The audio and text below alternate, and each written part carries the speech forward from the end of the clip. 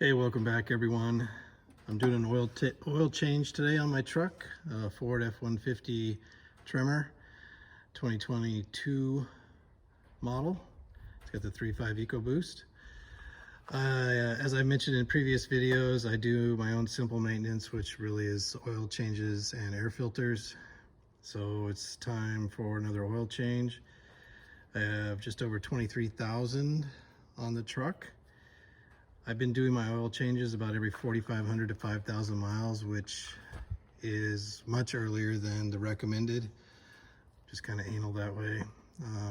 I think, yeah, I changed oil last time at about 18,000, and I looked and my oil life is at about 45% remaining. So definitely much sooner than recommended, but that's just the way I'm going to do it. So I'm sure you either get your oil changed at the dealer or Jiffy Lube or something like that, or you do it yourself, or maybe you're thinking about doing it yourself. So I just thought I'd go through what I do. What you'll need, obviously oil, 6 quarts. I usually use the Motorcraft 5W30 synthetic blend. It's what they recommend, but they were out, so I bought the Valvoline. You need the oil filter, which is the Motorcraft FL500S. You'll need an 8mm socket for taking off the cover so you can get to your oil pan. It's kind of a hard fabric cover, it's not metal. You'll need a 15mm for the oil pan to release the oil out of it. Then you'll need, or what I use, is this T40 attachment on my Milwaukee driver impact wrench, and that's for the, here I'll show you, probably if you have the truck you've already seen it, the skid plate here, those 4 bolts to remove those, so you kind of create a little, it's kind of a little cubby to reach up through the skid plate and unscrew the oil filter, which frankly is the hardest part of this whole process, is unscrewing that oil filter. I learned after the first time not to tighten it, over tighten it, because it's really hard to get off if you do. So we'll see how that goes. And then of course, you know, a funnel for the oil, put it back in. I've already got the cap off, getting ready. While I'm here, I raised the hood. It's really the first time I've raised the hood since my last oil change, and look what I found. So this is foam, this engine cover, and a squirrel or chipmunk, you can see his little tracks right here, got in and started tearing off bits of this, probably for nesting or for his bed to keep warm, no idea. Usually this happens to me when I'm up in the mountains. With my last truck, my battery covers were kind of fabric. It was on a Ram 2500, and when I would go archery hunting in September and it was getting down, you know, late September, it was cold at night. If you drove anywhere during the day, what we had to do, we learned the hard way, is you kind of had to pop your hood and keep it open about a foot or so, because if you don't, those rodents love to come in here and they'll bed right here, or they'll start tearing stuff apart like this or the battery cover and taking it back to their little den for warmth. So we would pop our hoods, prop them up with a stick, so this cools off really quickly, and they're no incentive for them to kind of get up in here. Ever since we started doing that when we were camping in the fall during hunting season, we've never had a problem. Now I went camping about a month ago, so it could very well have happened then, or it could have happened here at my place, but I think it's more likely it happened when I was camping. So I'm leaving to go camping tomorrow, so I will make sure and keep an eye on this, because I don't want this to continue to happen. Luckily, this one didn't chew on your wiring. A friend of mine, his father had that happen on a Ford Power Stroke, and he jumped in it, didn't drive it most of the hunting season, went to jump in it to go home, and it wouldn't start. Lifted the hood and found out a bunch of his wires were chewed. He had to call for a tow truck way up in the middle of the mountains. So anyway, just an FYI there. Okay, I'm going to start by removing this cover that kind of hides the oil pan. And I'll show that to you. Here it is here. There's 4 screws. Here's the first. And then you just kind of work your way around. There's 2 in the front and 1 over on that side. And once I remove those, I'll be able to remove this fabric cover. I've already started working on this screw here, almost got it out. And then I can get to the oil pan. So let me do that and I'll get right back with you. Okay, I've got the cover off, and there's the bolt to my oil pan, which I've already loosened, and now I'm just gonna unscrew and the oil can drain. Here's that cover that came off. Kind of a pain, but not difficult, just time consuming. All right, I'm gonna go ahead and remove this. Let's see if I can do this while I got you on film here.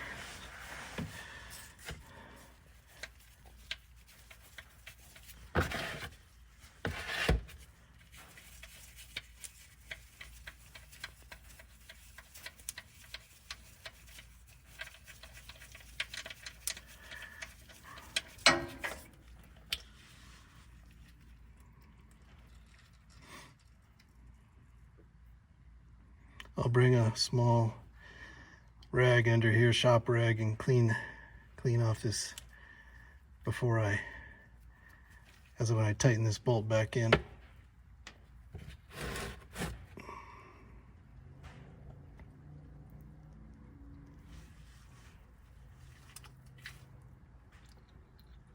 Okay, on to the oil filter. Okay, now to grab my impact wrench, come down here.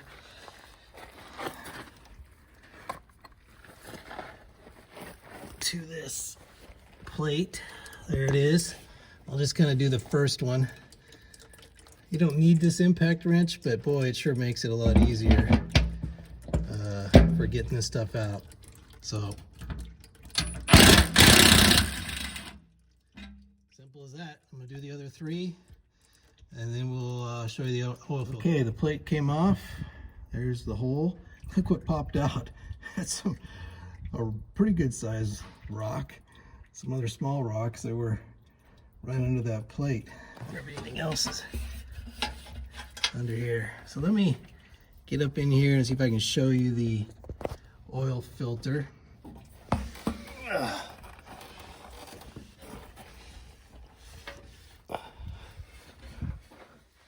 There it is, right there. So getting that off for me has proven to be the most difficult task. So I'm not gonna film while I do this. I'll let you know how it went when it's over. Okay, I'm back. Holy smokes.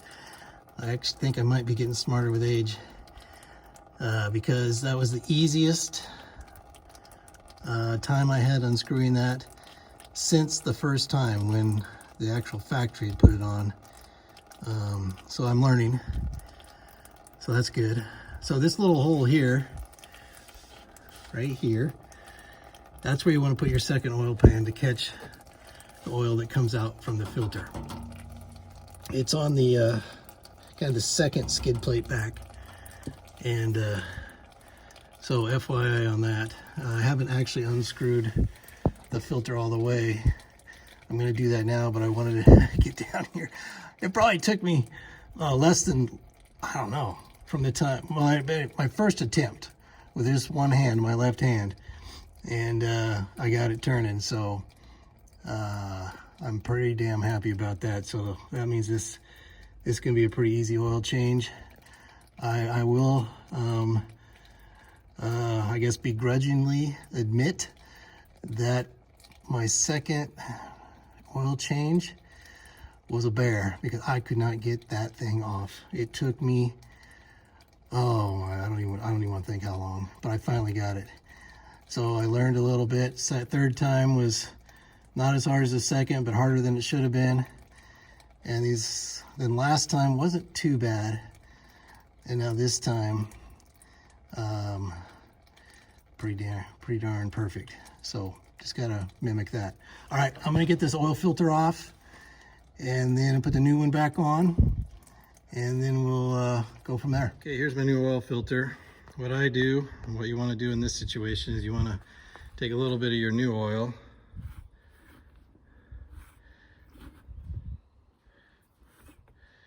and then kind of wipe that around this rubber seal just a little bit to coat it, and then you're good to go ahead and screw that back on, the new filter. So what I'm going to do, screw it on hand tight, and then go about another quarter to a half turn. Don't need to go any more than that. Doesn't leak. It'll be fine, and it should be easy to take off next time. Okay, I've got the oil pan cover back up. I'm all done underneath the truck. So the nut on the oil pan is tight. Put the cover back to covering the, protecting the oil pan. I've got the new oil filter in. I've got the cover on the skid plate. And now it is time to add my 6 quarts of oil. So I'm gonna go ahead and do that. And then I think I'll check my air filter, which is right here. Now, the owner's manual says to replace this at 30,000 miles, which I replaced it at 15. I checked it at 15 and it definitely needed replacing. So I'm not buying 30,000 miles. Although I did drive, roads that were dusty, muddy. So maybe that had something to do with it. But I'm checking mine today. So it's been about 8,000 miles since I replaced it. And I'll check it and clean it if need be. I'll show you that here in a bit after I add my oil. Okay, got the oil added. Do the air filter I already did. There's 2 clips right here, right there, and right here. You can see that. Where's that other clip? Right here. This clip. Just undo those, and then you lift up. Actually, air filter looks pretty good from here. Let me take it out. Take a look. Oh yeah, not bad. Not bad. Yeah, still looks in good shape.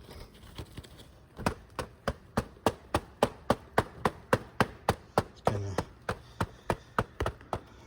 get some of the bugs out. I'll go ahead and put this back in, seal it up, start the truck, check for leaks, and then reset my oil meter on the truck. And I'll be good to go. I'm leaving to go camping tomorrow. I mentioned in a previous video that I drew a premium elk tag.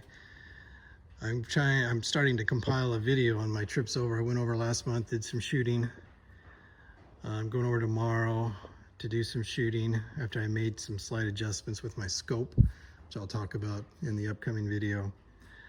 But I hope you enjoyed this video. Pretty basic. I'd say all in all, total time from start to finish took me under a half hour to do this. And things went very smoothly. So it doesn't take too long to do yourself if you've got the space and the time. Save you a little money. All right, I'll catch up with everyone later. Hope you enjoyed. If you did, like and subscribe. I'd appreciate that. And I'll catch you next time.